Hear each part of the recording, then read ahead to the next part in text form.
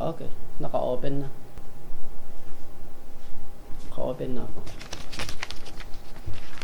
Tayo na po ay mag-uumpisa sa message po natin.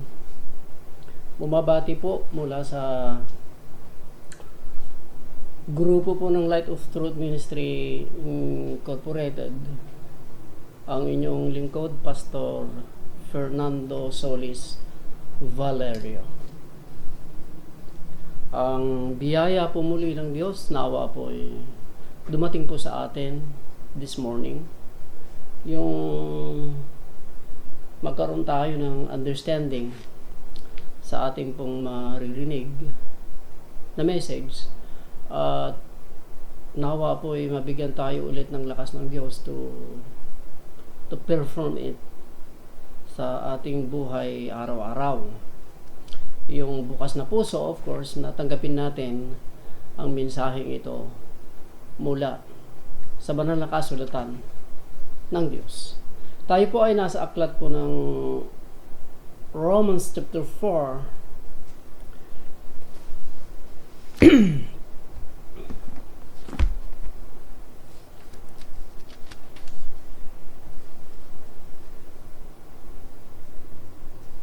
Verse 18 po tayo hanggang 19. Uumpisan ko po sa verse 17. Katulad ng nasusulat, I have made thee a father of many nations. Itong bahaging ito na nabasa natin ay salita ito ng Diyos sa ating amang si Abraham. Ayon doon sa nasusulat, ginawa kitang ama ng lahat ng mga bansa. Verse 18, who against hope, ito po si Abraham, ang sinasabi ni Paul, ay nakipaglaban para sa pag-asa. Who against hope, believe in hope, and he might become the father of many nations. Para si amang Abraham ay maging ama ng maraming bansa. Sa 17 po, ang Diyos ang nagsalita sa ating amang Abraham. Sinasabi po niya doon, ginawa kitang ama ng maraming bansa. Sa verse 18 po yan. At dito sa sa 17. Sa verse 18, ito namang ating amang Abraham, nung nagbitaw na ang Diyos ng ganitong promise, nakipagbaka na ang ating amang Abraham, pinapag-asa niya ito. Nakipaglaban ito sa pag-asa upang maging ama ng maraming bansa. Nagbitiw ang Diyos sa verse 17 ng promise kay Abraham na ating magulang. At doon sa verse 17, pagkatapos matanggap ng ating amang Abraham ang promise na ito, nakipagbaka na ang ating amang si Abraham dito. Ang gusto ko pong saysayin po sa inyo dito, mga kapatid sa Light of Truth Ministry especially, ay kung paano na natanggap ng ating amang Abraham ang titulong ito. Ang titulong ito na siyang message natin, Abraham, the father of many nations. Yan po yung message. Dahil ito po yung title na nakuha ng ating amang si Abraham. At ang title na ito ay tinatawag nating world title for championship belt. Kuha niya itong titulong ito sa harapan ng Diyos at nakita ito ng buong daigdig. Ginawa siya ng Diyos ng ama ng maraming bansa. I repeat, pagkatapos bitawan ng Diyos ang promise na ito kay Abraham, lumaban na ang ating Abraham para makamit niya ang world title na ito, na walang sino mang makakaagaw na challenger sa kanyang kapanahunan at maging sa panahon natin na ito. Ganun pa man, titignan po natin, gusto kong i-introduce sa inyo si Abraham, kung sino siya, of course, kung sino si Abraham. Marami po kasing hindi pa nakakilala at kung paano niya ito nakuha yung titulong ito na naging ama siya ng lahat o ng maraming bansa. Kung paano at kung bakit nangyari ito. Paano at kung bakit nangyari ito sa kanya. Si Abraham po ay 3 po silang magkakapatid. Ayon po sa Genesis chapter 11, 3 po silang magkakapatid. Ang kanilang ama, ang pangalan niya ay Terah. Verse 27. Chapter 11 ng Genesis. Now these are the generation of Terah. Etong si Terah, ang anak niya ay si Abraham. The next is Nahor and Haran. At itong si Haran na kapatid ni Abraham, may anak siyang pangalan ay Lot. Yung nababasa nyo sa Genesis na si Lot, anak yan ng kapatid ni Abraham.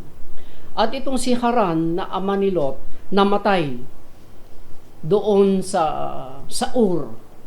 28. And Haran died before his father, Terah, in the land of his nativity in Ur of Chaldees.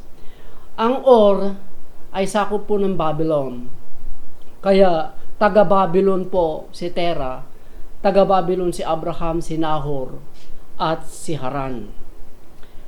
Sa Babylon. Ano yung Babylon ngayon? Iraq po ngayon ang Babylon.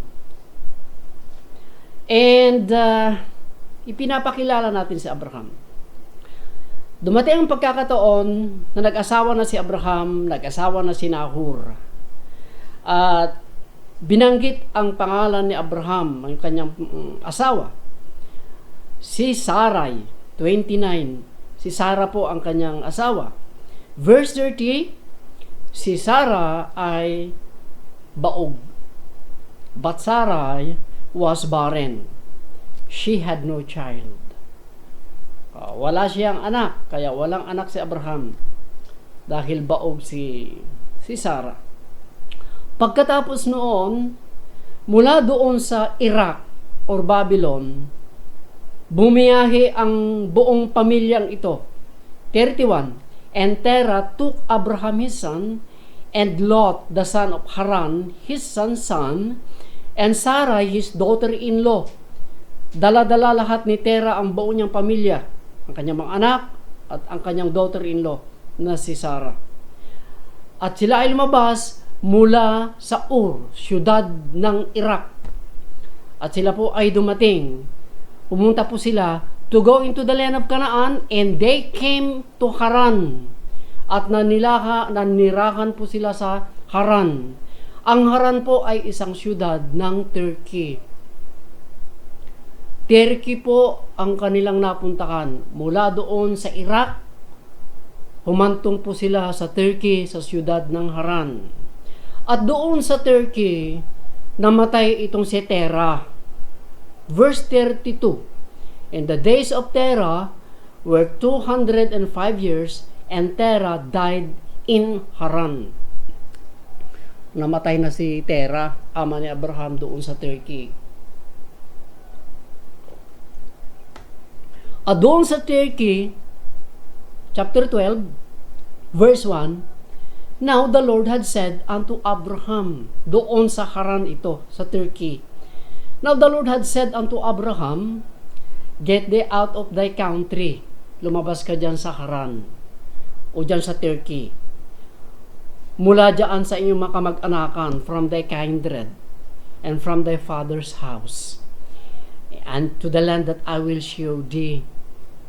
Yun ang ang utos ng Panginoon kay Abraham. Iwanan niya ang Turkey, ang kanyang kamag-anakan, ang sambahayan ng kanyang ama, at pupunta siya sa isang lupa na ibibigay ng Diyos. Ngayon po, dito sa may verse 4, so Abraham departed after he received the command of God. Decided sa Abraham sa verse 4. So Abraham departed as the Lord had spoken unto him. And Lot with him, ang kanyang pamangkin kasama niya. And Abraham was 75 years old when he departed out of Haran. Nagbigay ng very detailed itong si Moses ng eksaktong taon nang si Abraham ay umalis sa Turkey, papunta doon sa lupa na hindi niya alam kung nasaan ang lupang ito na sinasabi ng Diyos. 75 years old nung nagtinig, nung tinawag na ang Diyos itong si Abraham. 75 years old na siya. At yung lugar kung saan nagtinig ang Diyos sa kanya ay sa Turkey po siya, sa siyudad ng Haran. Tinawag ng Diyos si Abraham. Para hindi naman tayo gaanong malilito, ganito po siya. May promise ang Diyos sa kanya, no? Very, very encouraging promise para lumabas itong si Abraham doon. Dito sa verse 2, ang sinasabi ng Diyos sa kanya, I will make thee a great nation, and I will bless thee too, and make thy name great, and thou shalt be a blessing. Gagawin kitang biyaya. And then, nung maibigay ng Diyos yung mga promises na yan, biyahe kaagad ang ating amang si Abraham at 75 years old. At nung matanggap niya yung promise ng Diyos na magkaroon siya ng anak, ilang taon na siya noon? 100 years old na siya. Titignan natin yung 100 years old nung magkaroon na siya ng anak. Dahil wala nga siyang anak, yung promise ng Diyos, magkakaroon siya ng anak. At magkakaroon siya ng, magiging isang malaking bansa siya, at magiging isang ama ng maraming bansa. At nangyari ang bagay na ito sa ating amang Abraham noong 100 years na po siya. Tignan nyo, nung magkaanak na siya, at ang anak niya ito ay si Isaac. Verse 4 ng chapter 21 ng Genesis. And Abraham was 100 years old when his son Isaac was born unto him. 100 nung nakuha niya yung titulong magiging ama siya ng maraming bansa. Si Abraham po yan. At nung nag-promise ang Diyos, 75 years old na siya. Kaya, ilan na yung pagitan noon? 100 sa 175? 25 years po yung pagitan. Kaya medyo makabakabang panahon yung promise ng Diyos na dumating sa ating amang Abraham. 25 years bago niya nakuha yung world title na yan na Abraham, the father of many nations. Kuha niya yan. Sa kanya ibinigay yan. Wala sa kanino man. Hindi kay Nahor na kanyang ading, hindi kay Haran na kanyang ading, hindi sa kanyang ama ibinigay ito, kundi siya lamang. At wala nang makakakuha sino mang challenger sa panahon na yan. Sa kanya lang ang belt na ito. Pero titignan natin kung para ma-clear pa natin, ako po nagsiyasat kung anong laban meron talaga siya, kung paano niya ito nakuha at kung bakit niya ito nakuha. Iba yung paano niya ito nakuha at kung bakit niya ito nakuha. Ngayon po, ang ang aking sinuri dito, mga minamahal, ay binigyan ko yung pansin yung dalawang two of the greatest theologians and historians in the past in the Bible. Itong si Moses at saka ito pong si Apostol Pablo. Tinignan ko po ang kanilang mga pagsasalaysay at kanilang pagpapaliwanag kung paano at kung bakit ang ating amang Abraham ay nakuha niya yung world title na ito.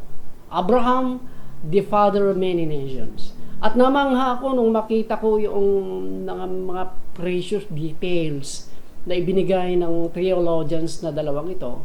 Yung kanilang pagsasaysay ay napaka-sufficient naman para makita natin yung reasons kung bakit sa kanya talaga nararapat. He is worthy to receive that world title.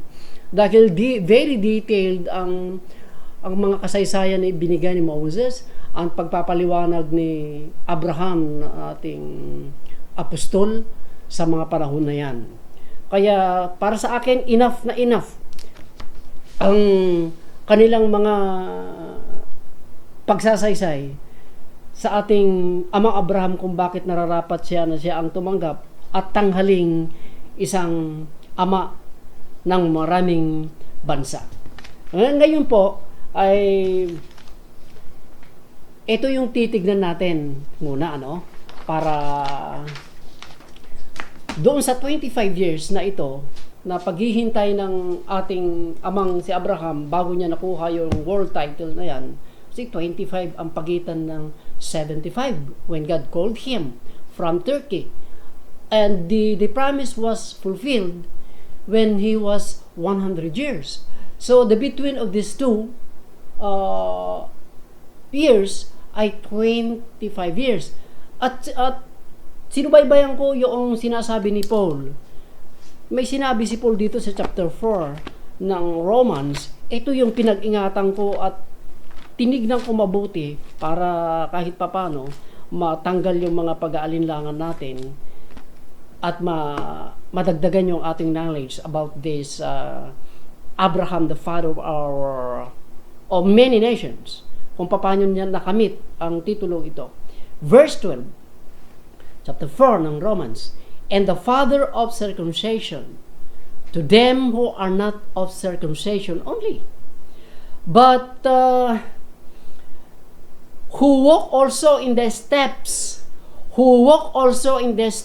of that faith of our father Abraham. Siya ay ama hindi lamang ng mga tuli, kundi ama rin siya ng hindi mga tuli. Magiging ama siya ng mga hindi tuli pagka lumakad sila doon sa mga steps of that step of faith of our father Abraham. Alam nyo, may mga doon sa kanyang, mula doon sa Babylon, sa Turkey, and then pagpunta niya sa Kanaan at sa paglabas niya sa Kanaan, ito pala ay ang mga steps ng pananampalataya niya sa Diyos. Kaya magiging anak tayo, magiging anak sila ni Abraham at pwede nilang tawagin na si Abraham ay kanilang ama kung pareho ang kanilang mga steps, mapahudyo at mapahintil, mga tuli, maging sa mga hindi tuli, ang sinasabi ni Apostol Pablo. Magiging ama mo siya pagka yung steps niya, magiging steps mo. At ang sinasabi nga ng Hebrews na maghirap yung steps niya, hindi madaling tularan kasi ito'y lakad sa pananampalataya. Dahil na sinasabi ng Hebrews chapter 11 verse 8, by faith Abraham, when he was called to go out into the place which he should after receive for an inheritance, obeyed. And he went out not knowing whither he went. Nung tinawag siya para pumunta doon sa lugar na doon niya tatanggapin ang promise ng Diyos, ay sumunod siya. Sa pananampalataya, sumunod siya.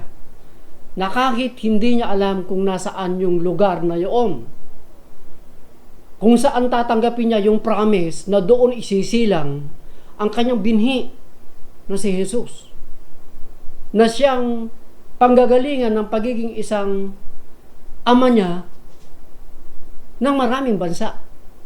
Sumunod kahit hindi niya alam kung saan. Mahirap, pero kinakailangan gawin ito ng sino man, Hudyo at Hintil, para mapabilang ang mga Hudyo at Hintil na anak ni Abraham. Lumakad sa pananampalataya. Tamang-tama nga nung sinabi ng Panginoon sa kanya ay, babasahin ko po dito sa chapter 15 ng Genesis verse 1. Maghirap naman. Titignan ko nga kung alin ang dapat kong basahin para dito. Ito. Sa 17 verse 1. And when Abraham was 90 years old and 99 na siya rito, nung nagpakita ulit ang Diyos, he said unto him, sinabi ng Diyos sa kanya, ako ang makapangyarihan ng Diyos. Lumakad ka sa aking harapan. Walk before me. Walk before me. And be thou perfect. Lumakad ka sa aking harap. Yung lakad na ito, siyempre, walk by faith. Yung lakad mo may tiwala sa akin. Lumakad ka sa aking harapan and be thou perfect. Magpakabanal ka. Kaya yung mga lakad ni Abraham ay hindi simple, kundi ito'y lakad na may pananampalataya ayon sa Hebrew 11 verse 8. At itong lakad na ito ay may kabanalan, sapagkat iniutos ng Diyos nung siya ay lumabas at nung nandoon na siya sa Kanaan, lumakad ka ng may kabanalan sa aking harapan. Hindi madali, brethren. At doon sa sinatabi kong space na 25 years bago niya na ipinanganak si Isaac na panggagalingan ng binhi na si Jesus, ay meron akong babanggiting laban na malalaki na lumipas sa kanyang buhay. Kaya nararapat siyang tumanggap ng ganung titulo.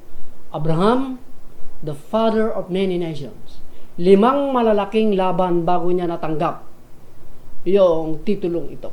Doon sa loob ng 25 years. 5 lang. Pero napakahirap. Ngayon, noong si Amang Abraham ay nasa Kanaan na siya, unang-unang laban na halos kanyang ikadapa doon sa halos hindi niya makuha yung titulong ito na sinasabi ng Biblia na ama siya na magiging maraming bansa, dahil ginugusto niya ito dahil talagang wala naman siyang anak, pero pinapangarap na yung promise na ito na gagawin siyang isang bansa, gagawin siyang kilala dahil hindi naman siya talaga, wala siyang kakayanan nito. At sinikap niya ng ganito ang mangyari. Unang-unang laban in the space of 25 years ay noong nasa Kanaan na po siya, nagkaroon ng malaking yung famine, taggutom. At doon sa Egypt na kanyang pinuntahan, sapagkat ang Egypt ang may kakayanang magpakain ng maraming tao at maraming mga bansa sa kanyang paligid. Si Abraham pumunta doon. At nung pagpunta niya doon, alam niya kasi ang mangyayari, pero pumunta pa rin siya. Alam niya na ikasasawi niya ito at maaaring mawala ang kanyang asawa sa kanyang piling. Kaya ang advice niya sa kanyang asawa noong sila po ay nandoon na sa chapter 12 verse 10, and there was a famine in the land, and Abraham went down to Egypt to sojourn there, to famine was grievous in the land. Pumunta na sila sa Egypt, brethren. At noong sila ay nasa Egypt, alam ni Abraham ang mangyayari. Maaari siyang mamatay at talagang kukunin ang kanyang asawa. Kaya buti na lang at nung kinuha ang kanyang asawa ni si Sarah, dahil maganda talaga si Sarah, para hindi siya patayin, ay nagpakilala siyang kapatid niya ang kanyang asawa. O di, hindi siya namatay doon. Pero tuluyan nang mawawala ang kanyang asawa. he almost lost his wife. Na sana ay makasama niya doon sa prophecy, doon sa laban na ito, para makuha niya ang world title, the father of many nations, is Abraham. Pero sa pagkakataong ito, halos madapa ang propesiyang ito at hindi mangyayari dahil ang kanyang partner na panggagalingan ng binhi, Isaac, Jacob, 12 tribes, and then kay Jesus na magiging binhi niya, ay makikita mo posibleng hindi na ito mangyari dahil wala na yung kanyang asawa. At napakabuti ang Diyos dahil nag-intervene ng Diyos na magitan. At ang sabi ng Diyos sa hari na kumuha sa kanya doon sa Egypt, ibalik mo ang asawa ng lalaking yan dahil propeta yang asawa niyan. So, binalik. Kung hindi na magitan ng Diyos, paano yung pangako ng Diyos sa kanya? Di wala na. And another, laban ulit. Ang laban na ito dito sa may chapter 13, nung dumami na ang lahat ng ari-arian ni Abraham at ang kanyang pamangkin na si Lot, nagkaroon na sila ng problema. Away dito, away doon. Hindi nila alam kung saan sila magpapakain, nagrarambulan, dahil marami na ng mga animals. Kaya ang remedyo nung mag-amang ito, na si Abraham at ang kanyang pamangkin, maghiwalay na lang sila. At ang sinabi ng amang Abraham, mamili ka, Lot, sa'yo yung lupa, lahat-lahat. Mamili ka kung saan dyan. Kung gusto mo dito sa left, dito na ako sa kanan. Kung gusto mo dito sa right, siyempre dito na lang ako sa left. Pinauna ni Abraham si Lot na kanyang pamangkin para pumili ng lugar para sa kanya. At ito ay, nung tinitignan ko, napaka-delikado ito. Dahil, alam niyo bakit? Kung napili ni Lot yung Israel o ng Kanaan, magiging walang saysay at hindi mangyayari na hindi niya makukuha yung world title na magiging ama siya ng maraming bansa. Dahil ang promise ng Diyos na lupa ay yung kanilang kinaroroonan na bansang Israel. Kung ito yung napili ng ating amang si Lot at si Abraham na ating ama ay pumunta doon sa patagan na oo, maraming tubig, maraming pagkain ng mga hayop, pero napakasama ang lugar na yan. Nandyan ang Sodoma at nandyan ang Gomorrah. Pero buti na lang at napili ni Lot yung doon sa banda roon ng Sodoma at Gomorrah. At ang natira ay ang Kanaan o ang Israel, yung pangako ng Diyos. Abraham almost lost the promised land. Kung saan dito kasi ipinangako ng Diyos kay Abraham, mananatili ang kanyang bayan. Mananatili dito, isisilang yung binhi na si Jesus na tagapagligtas sa buong daigdig, at siya ang magiging susi ng magiging ama siya ng maraming bansa. Kaya hindi po madali yung mga ginagawa ni Abraham. Sa verse 11 in verse 12 sa chapter 13, makikita nyo doon na pagkatapos ng makapagpili si Lot doon sa Sodoma at Gomorrah, nagtinig na ang Diyos kay Lot doon sa kanyang kinakatatayuan na sinasabi niya, Abraham, sa'yo ito.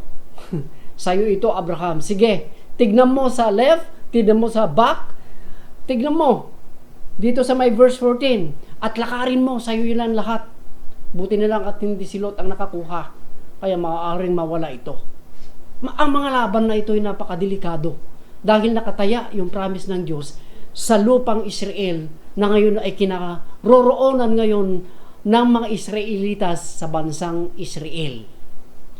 Israel was founded as a nation in 1948.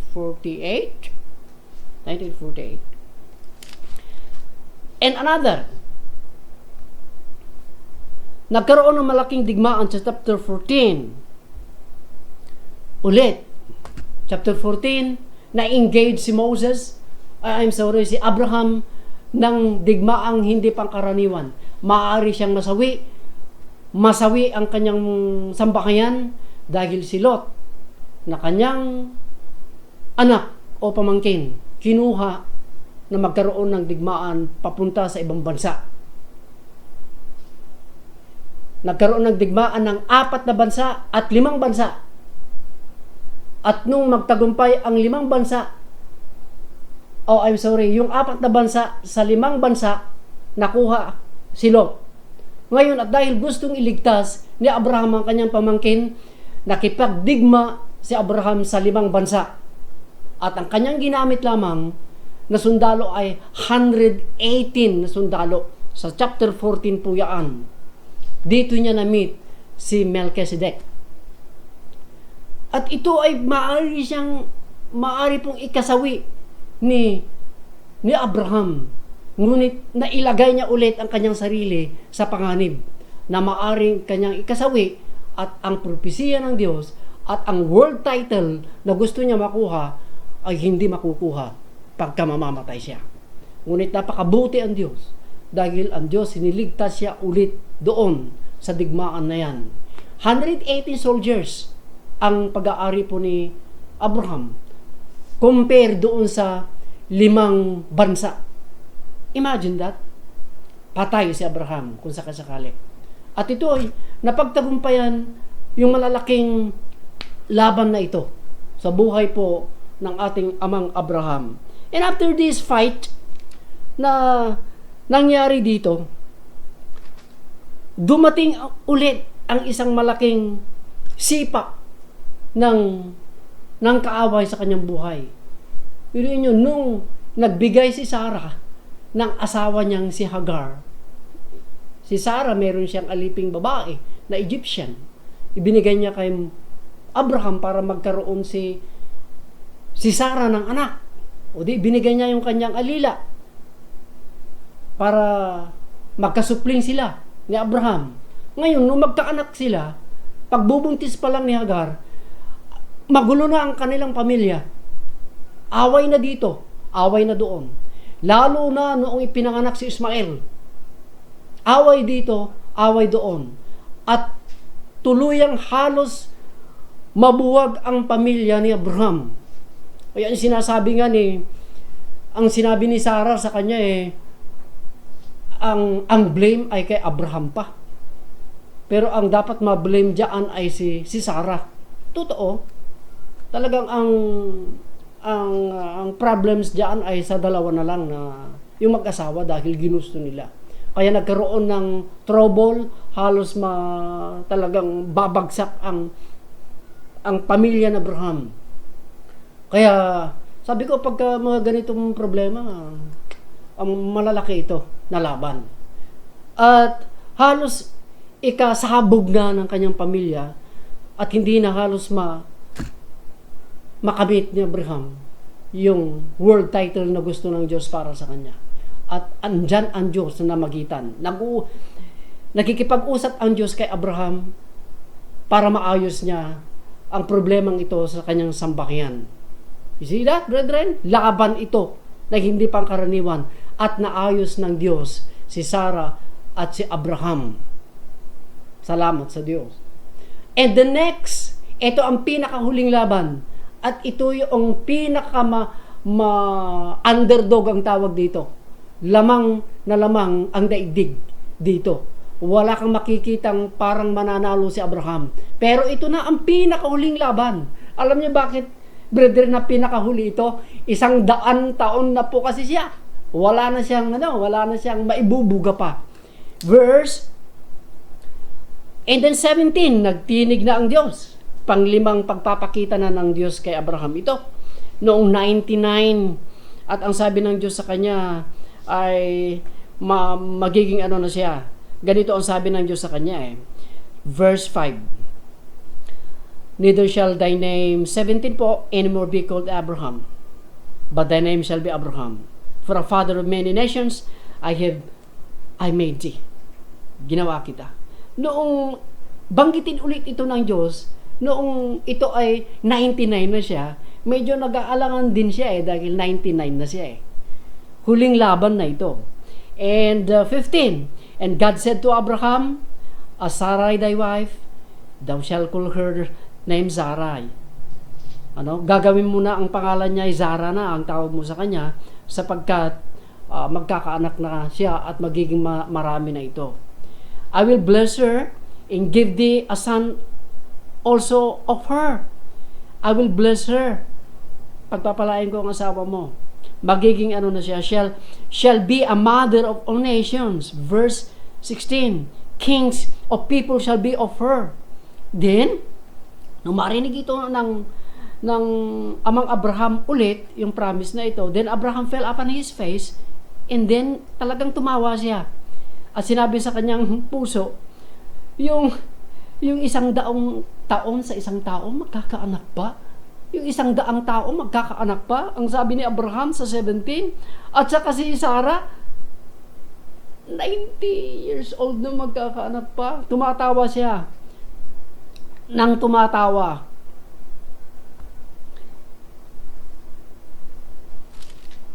Ito na yung pinakahuling laban.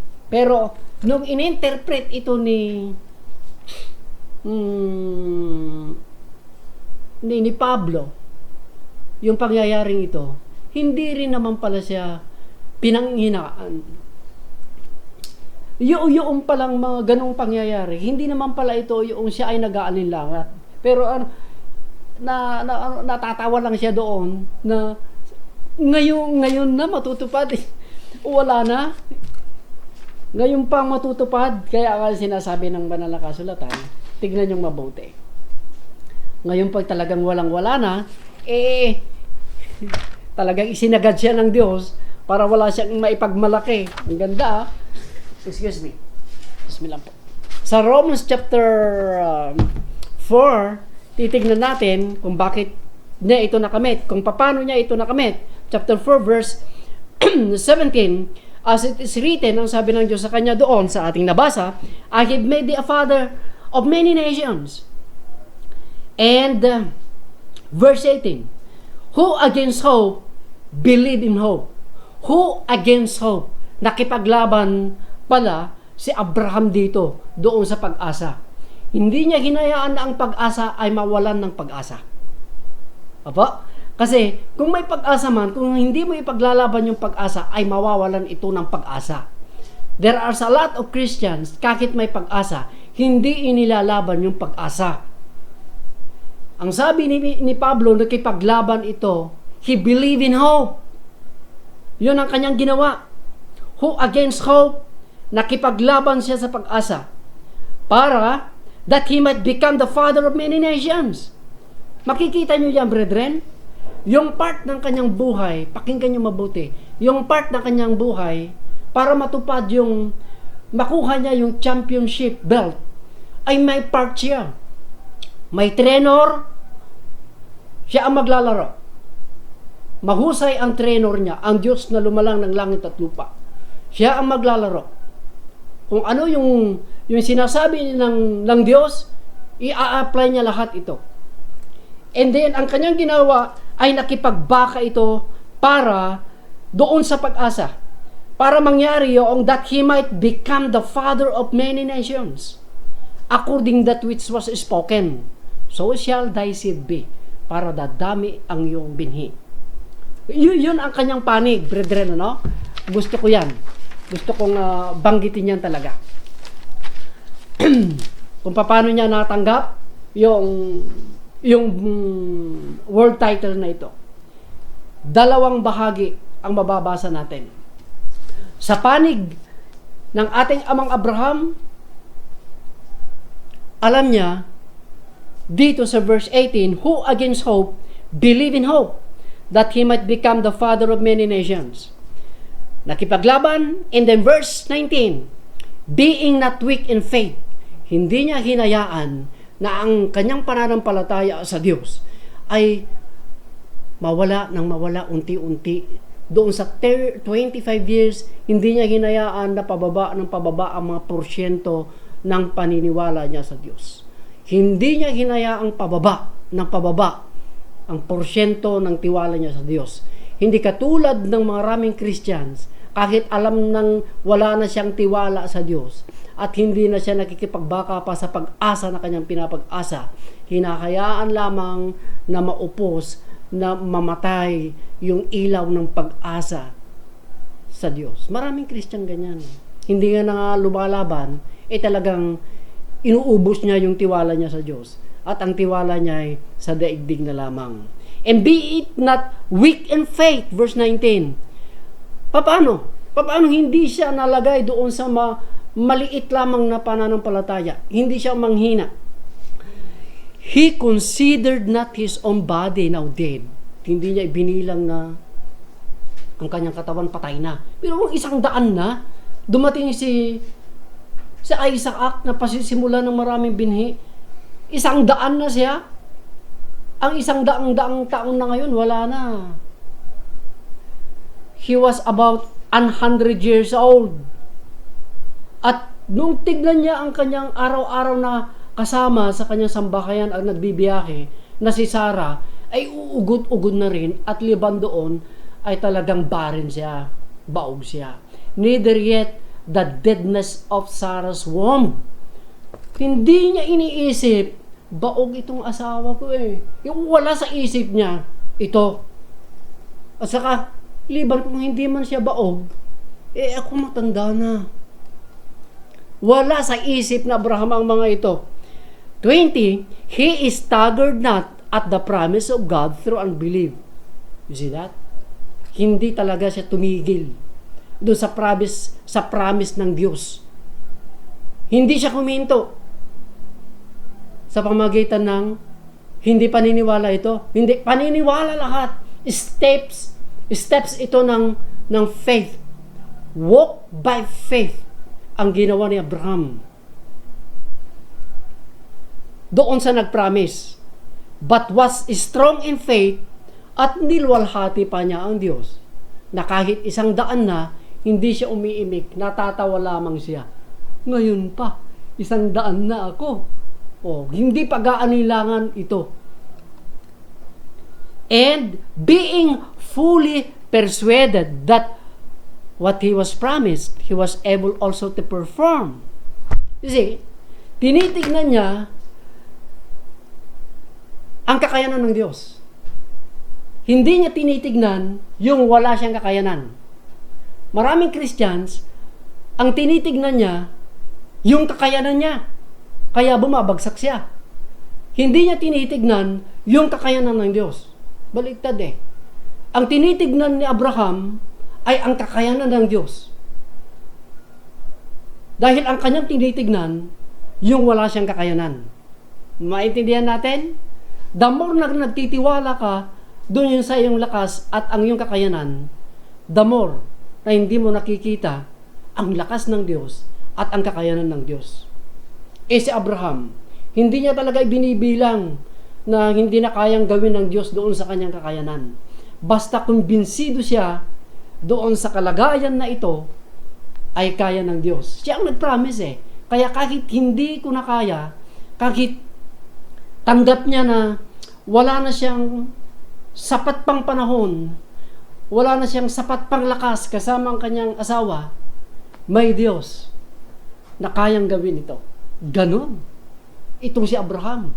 Kaya, he is worthy to receive that title belt na ito. Tayo, mabaliktad ang laban eh. Hindi mo na nakikita ang kakayanan ng Diyos, hindi mo na nakikita ang katalinuhan ng Diyos. Ang nakikita mo, yung yabang mo, yung yaman mo, yung ikaw. Si Abraham na ating ama ay kaiba kaysa sa atin. Pero, matatawag kang anak ka ni Abraham at mapabibilang ka na anak ka niya pagka yung steps mo ay katulad dun sa steps ni Abraham. Na kahit naman hindi ganun kalaki at kabigat yung mga laban natin ngayon, at least sumasampalataya tayo sa Diyos na muling binuhay niya ang Panginoong Hesus para sa ating kaligtasan. At yun, yung kanyang ginawa. In his heart, he said into his heart God is able to do this. God is the one to promise me. God is able to fulfill this promise to me. That is Abraham. Matanong ko nga kung bakit ginawa ito ng Diyos kay Abraham sa dami ng tao dito sa daigdig. There's a lot of people during that time. At bakit sinikap ni Abraham na mangyari ito sa kanyang buhay? Ang ganda eh. Bakit si Abraham ang pinili ng Diyos na gawin ito sa kanyang buhay? Bakit siya nag-promise doon? At bakit sinikap ng amang Abraham na matupad ito? Let me read, ano? Unang-una sa lahat, brethren, gusto kong ipakita sa inyo ito kahit mahaba lang. Gusto ko lang ipakita dito sa my verse 17. Ganito kasi dito eh. I-try ko nga kung sa 17 siya.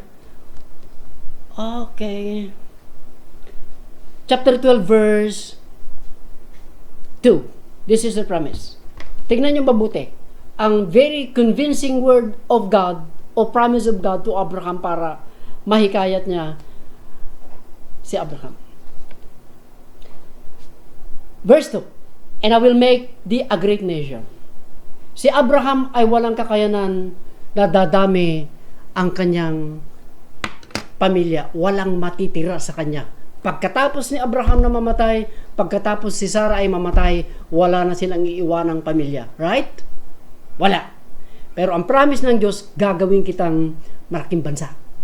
At ito ay na-stimulate yung puso ni Abraham na yung pangarap niya na magkaroon ng anak ay hindi lamang anak, magiging isang bansa siya. At ito nga ang Israel. Ang mga Israelites na nandiyan ay anak ni Abraham sa physical. Tayo sa spiritual lang. Ano? Hindi tayo Hudyo. Ang mga Hudyo ay anak ni Abraham. Gagawin kitang malaking bansa at itong malaking hamon sa kanya. He received the challenge. At ngayon, naging totoo itong malaking bansa siya. Wala siyang kakanang magkaroon ng anak eh. Kaya ang promise na iyon ay nangyari sa kanya. Kaya lumakad siya ng buong pananampalataya. Pangalawa, ang sabi ng Diyos sa kanya, I will bless thee. Si Abraham ay hindi mayamang tao. Pero, ang promise, bibiyayaan kita. Gagawin kitang mayaman. Si Abraham walang kakayanang magbigay ng marami sa kanyang kapwa-tao. Pero gagawin kitang mayaman, Abraham, ang sabi ng Diyos. Sino ang may gusto na hindi maging mayaman? Amen? At ngayon may kaya ka na, ayaw mo nang magbigay. Joke lang, Joke lang yon, pero totoo yon. I will bless thee para makapagbigay ka, ang sabi ng Diyos sa kanya. Si Abraham walang kakayanan yan. Ngayon, ito siya. And I will and make thy name great. Gagawin kitang dakila. Ang pangalan mo magiging dakila. At totoo yan. Mula noon at hanggang ngayon at hanggang doon sa dulo ng daigdig, sa panahon na yun, nakikilala ang kanyang pangalan na si Amang Abraham. Kahit sa mga bata alam niya. Naging dakila siya. Hindi kilala ang isang tao pagka wala siyang malaking pamilya. Pero gagawin ng Diyos malaking pamilya ito para maging kilala. Kasi pagka marami kang yung mga pamilyang ito, ang dami nila, nakikilala ang pamilya mo lalo na pagka election. Pagka marami kang angkan, napakaganda sa araw ng election. Kilalang kilala ka ng mga anong tawag yung mga agnaya-ngayan? Mga politicians pagka malaking pamilya ka.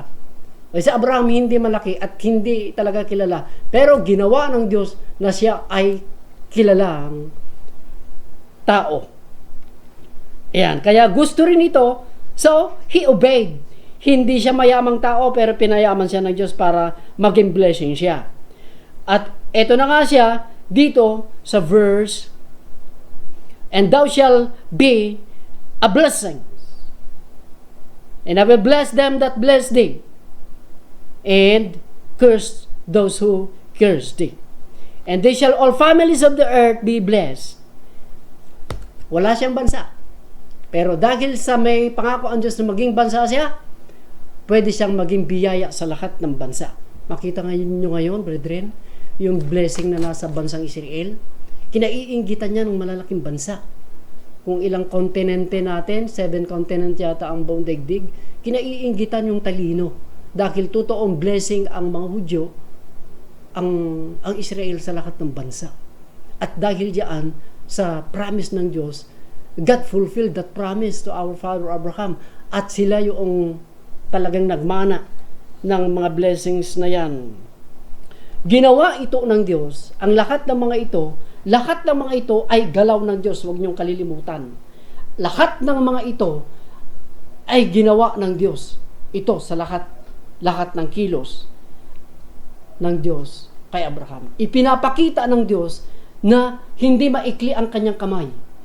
Kaya walang maghirap na bagay na hindi niya kaya. Yan ang Diyos. At si Abraham naman ay, magtatapos na po ako.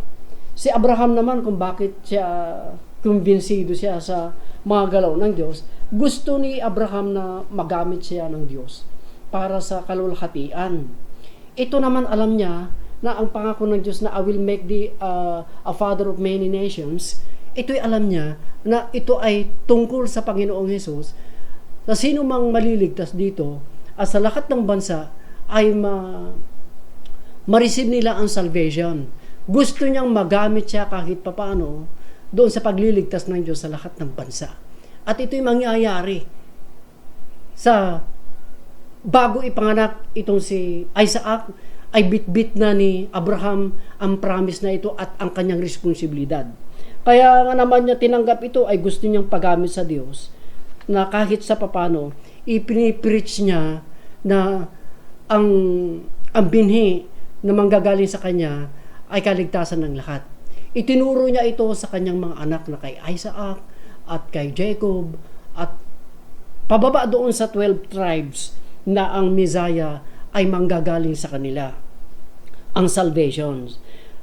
That's why ang mga batas ni Moises ay nakasulat na rin diyan. At pagkatapos itinuturo na rin ito ng mga prophets, yung binhi na ito na siya ikaliligtas ng lahat.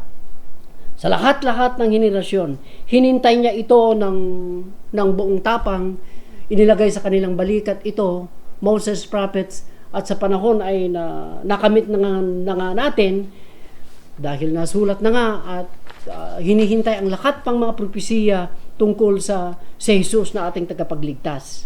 At sana po ay maging tularan talaga natin ang katulad ni Abraham na ating ama, na kung ano naman ang maiiwan natin, kung tatapusin natin ang laban, ganun. Hindi yung injak kaya, hindi ka pa nga naglalakad, hindi mo na kaya, o hindi ka pa nagsimula, ayaw mo na, di ba? Hindi ka pa nagtatrabaho, pagod ka na. Ano bang uring Kristiyano yan? Hindi ka pa nagagamit ng Diyos. Bahala na kayo dyan kung balabalansihin nyo dyan. Kung ako, si Abraham ang tutularan ko, hindi ko alam kung kayo, meron ba kayong maiiwan na kasaysayan ng Diyos sa inyong buhay? Nag-iwan si Abraham ng kasaysayan ng Diyos sa kanyang buhay. Tayo, makapag-iiwan ba tayo ng kasaysayan ng Diyos sa ating buhay? Para maiwanan natin sa ating henerasyon, sa ating mga pamilya? Yung ilang laban ang gusto mo? Ayaw natin? Gusto mong magtagumpay, ayaw mong lumaban? Joke lang. No? Kaya ang gusto nating pagsilbihan ng Diyos, hindi naman tayo humakakbang. Sige po mga kapatid, huwag nyo lang kalilimutan ang ating amang si Abraham na naging puhunan natin para makilala natin ang Panginoong Hesus na siyang ating tagapagligtas.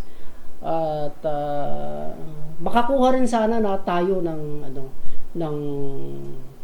ng titulo sa panahon at para makita ng ating mga anak yung pagpapagal natin. 25 years, lumaban. Ako 33 years na akong naglilingkod sa Diyos. Wala pa akong belt na maipagmamalaki na maiiwan sa aking henerasyon. Sana po'y maging huwaran po ang ating amang Abraham na lumaban, sumunod sa Diyos, nabuhay na may katatagan, nabuhay ng may kabanalan sa kanyang panahon. Hanggang sa ang kanyang pagpapagal ay naging tagumpay natin, hanggang sa ang kanyang mga hirap ay naging consolation natin o aliw para sa atin, ang kanyang laban ay naibigay para sa atin. Yun po, ang laban niya ay laban sa lahat ng henerasyon. Ang laban din natin ay laban sa mga susunod pang mga henerasyon. Kukuha rin tayo ng malaking titulo sa harap ng Diyos. Pagpalain po kayo ng Diyos muli, and sa susunod pong pagkikita po natin, pagpalain po kayo ng Diyos na nasa langit sa ngalan ng ating Panginoong Hesus.